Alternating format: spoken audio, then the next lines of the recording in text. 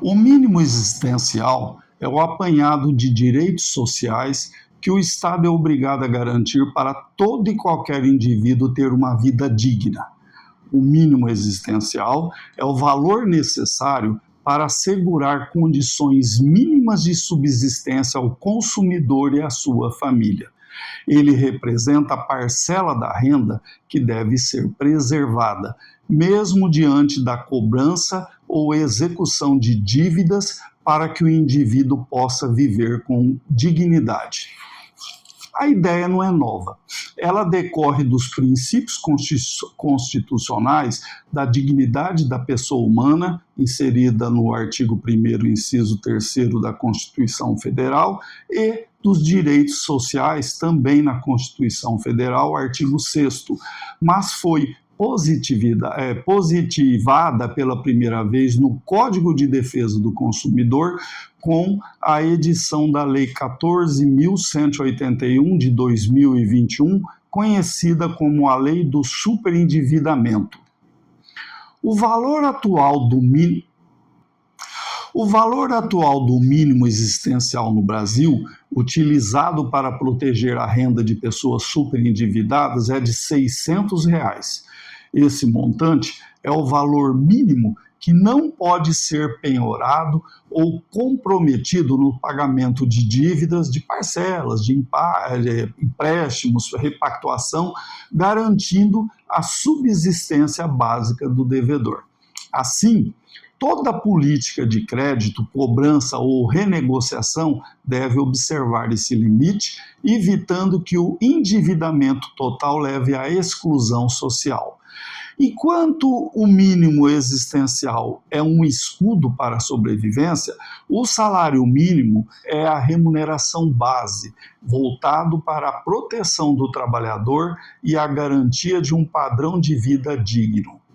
O conceito de mínimo existencial deve abranger gastos essenciais como moradia, alimentação e tarifas básicas de serviços públicos, taxas de água, energia e gás, elementos indispensáveis para uma vida digna em sociedade.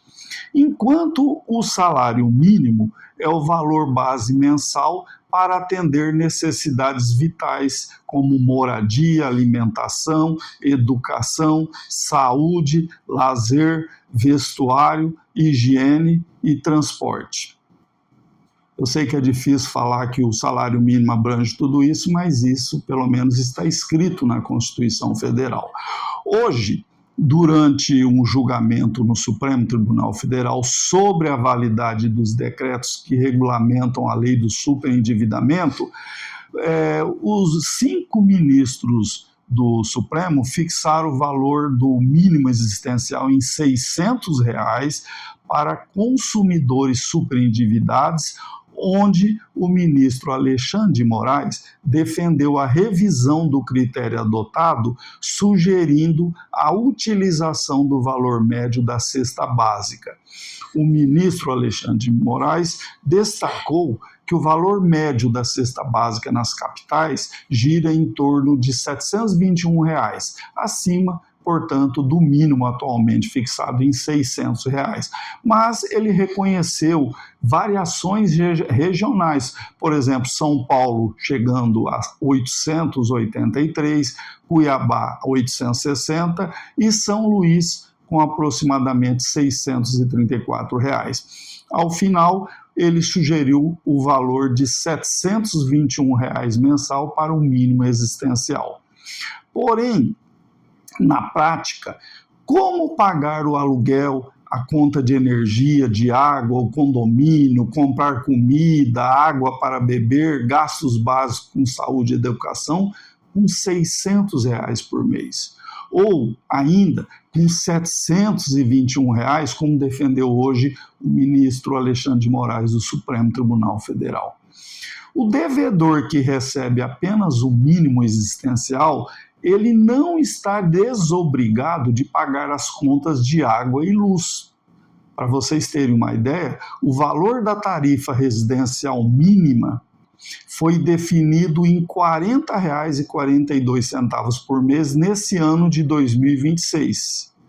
A taxa mínima de luz nesse ano de 2026 já foi taxado em média R$ 40 por mês. Então, se somarmos apenas água e luz, chegamos ao valor de R$ 80 por mês.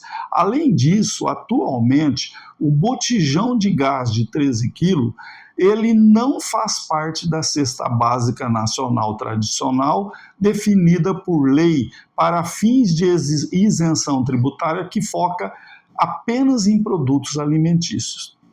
Para uma família de baixa renda no Brasil, um botijão de gás padrão 13 kg dura em média de 30 a 40 dias.